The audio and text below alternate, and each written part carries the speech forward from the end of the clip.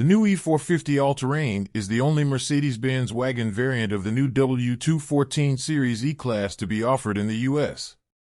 It's odd to think of a station wagon as a rebel's car. However, the ubiquity of the modern SUV has made it so, particularly in the United States. If you want a Mercedes-Benz that has room to haul your family and stuff, you'd probably be perfectly happy with a GLE SUV, just like the 60,000 or so other Americans who bought one last year. But if you want to rebel against the mainstream, Mercedes-Benz has just the car for you. Meet the E450 All-Terrain. The E450 All-Terrain is the only Mercedes-Benz wagon variant of the new W214 series E-Class to be offered in the U.S. Call it survival of the fittest, with a silky smooth powertrain, the security of all-wheel drive, and riding on plush air suspension. It's the best all-rounder of the new E-Class wagons. Let's be clear, the All-Terrain won't take you over all terrain. But its height-adjustable single-chamber airmatic suspension, working together with the versatile and effective 4MATIC all-wheel drive system, enables this wagon to negotiate much the same terrain as a 4MATIC-equipped GLE SUV, which has only 0.8 inches more ground clearance and a slightly longer wheelbase. Wider and taller than its sedan sibling, the new All-Terrain is also slightly larger than the previous U.S. wagon model. The wheelbase has grown 0.87 inches to 116.6 inches, and overall width has increased by 1.1 inches, both of which benefit rear seat passengers. The load space behind the 40 hours 20 minutes and 40-second split-fold rear seat is now 21.7 CUFT and expands to 64.6 CUFT with the rear seats folded flat. Under the hood is the same 3.0-liter, turbocharged mild hybrid inline-six that sees duty in the 2024 Mercedes-Benz E450 sedan.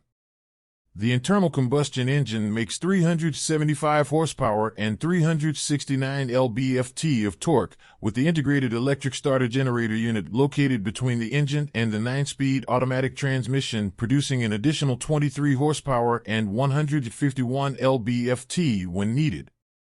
The 4MATIC all-wheel drive system directs 69% of the torque to the rear wheels under normal operating conditions. In off-road mode, with the suspension in its highest setting, the All-Terrain has just over 7.0 inches of ground clearance. The instrument panel and central touchscreen displays show data such as tilt and climb angles and various off-road control functions. The 360-degree camera system provides a transparent hood function that shows a virtual view of what's under the front of the car to help you better avoid obstacles. The All-Terrain's off-roader styling cues, which include dark gray plastic cladding over the wheels and along the sills, and glittery faux chrome scuff guards front and rear, are no more egregious than the similar fakery you'll find on any number of SUVs that are no more capable in the rough stuff. They are more subtly applied than on the previous model, however. While the outgoing All-Terrain's twin-bar grille overtly aped that of the GLE, on the new car the graphic has been reduced to two thin chrome strips across the new E-Class grille.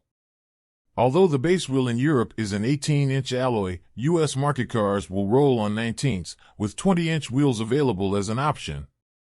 In all cases, the wheels have been matched with a tire profile like that used on the larger Mercedes-Benz S-Class to increase the ride height and fill out the wheel arches. The All-Terrain does not get the rear-wheel steering available on the W214 sedan, mainly because the hardware and clearances required would impinge too much on the rear load space, say Mercedes engineers. A GLE 450 may go a bit further off-road, but it won't see which way the E450 All-Terrain went on it, especially if there are corners involved.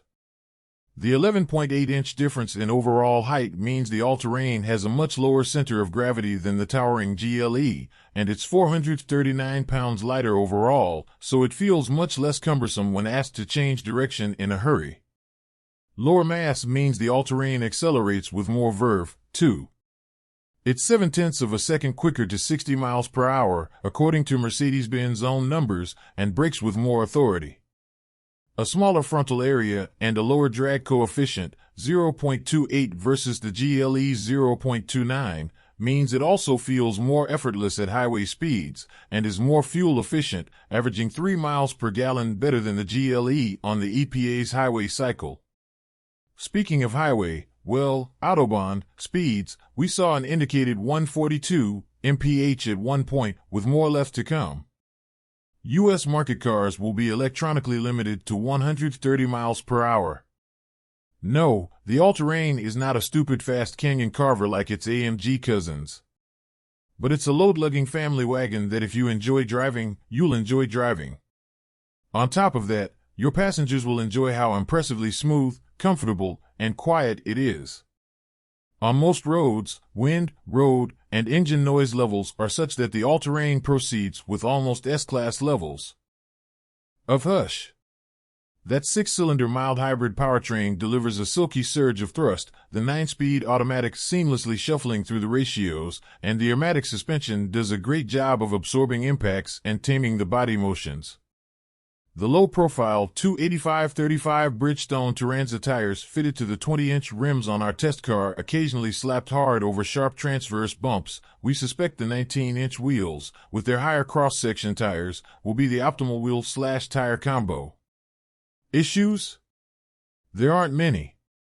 The steering could do with just a touch more on-center feel. The E220D all-terrain we briefly sampled, which has a 4-cylinder diesel under the hood and is aimed at the European market, seemed just a little more communicative at the front end. And we noticed a little float in the ride at triple-digit speeds.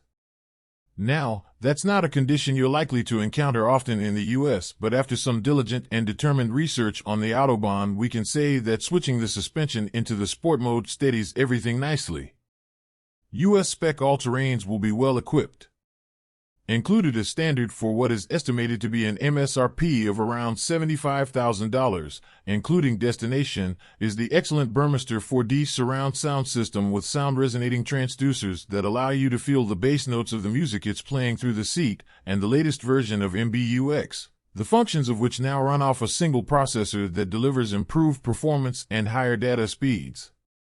Among the few options available on the all-terrain will be a version of the MBUX Superscreen that extends from the right-hand side of the vertical digital instrument panel across the entire dash.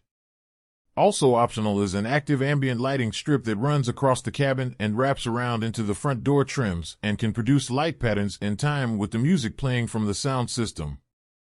As with the E-Class sedan, software runs deep in defining a host of human interface features and functions in the all-terrain.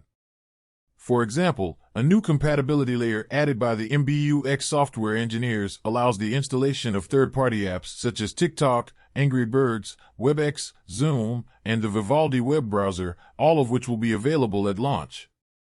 The Superscreen software package includes the ZYNC Entertainment Portal, which allows front-seat passengers to stream movies, videos, and other audio/visual content onto their screen even when the car is moving, as the system automatically masks the display from the driver's field of vision. An inward-facing camera means occupants can participate in Zoom meetings when the car is stationary. Or take family selfies. A digital key function that is part of the Keyless Go package allows the all-terrain to be unlocked and started with a compatible iPhone or Apple Watch. The main user of the car's Mercedes-Me app can allow up to 16 other people the right to either unlock or drive the car. Meanwhile, a simple AI system enables all-terrain owners to create what Mercedes-Benz calls routines that can link several functions and conditions. For example, the car can be set up to switch on the seat heating and turn the ambient lighting to warm orange if the interior temperature is below 12 degrees Celsius, 53.6 degrees Fahrenheit. This is no idle gimmick, but a portent of a future world in which machines will anticipate our every need or desire. Mercedes-Benz ultimately wants its vehicles to be able to learn which comfort systems drivers repeatedly use in certain conditions and automatically activate them.